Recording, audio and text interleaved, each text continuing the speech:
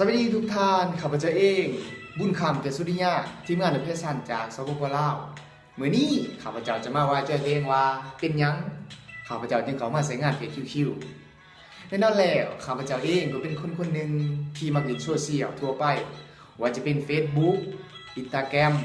LINE WhatsApp อื่นๆซึ่งมันสามารถตอบโจทย์ในข้าพเจ้านั่นก็คือสามารถในความสุขสามารถสร้างคอนเทนต์ต่างๆได้แชร์ความรู้ประสบการณ์ใหม่ๆแต่เมื่อข้าพเจ้าได้ลินแล้วข้าพเจ้าบ่มีรายได้เลยมื้อนี้เราจะมารู้จักกับคำว่าเพจ QQ Universal จุดที่ข้าพเจ้าประทับใจในเพจ QQ นั้นก็คือสามารถสร้างรายได้ในการใช้งานไม่ว่าจะเป็นการโพสต์รูปโพสต์วิดีโอ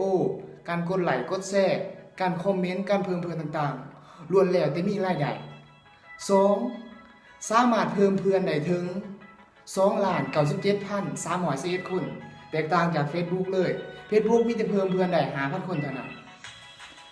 3. สามารถโอนเป็นมูลมรดกให้แก่ลูกแก่หลานได้ให้คนที่เฮาฮักได้ 4. สามารถลงทุนต่ำความเสี่ยงน้อยเพียงแต่ซื้อเพียงเก็ตเริ่มต้น 1,000 บาท 2,000 บาทเท่านั้น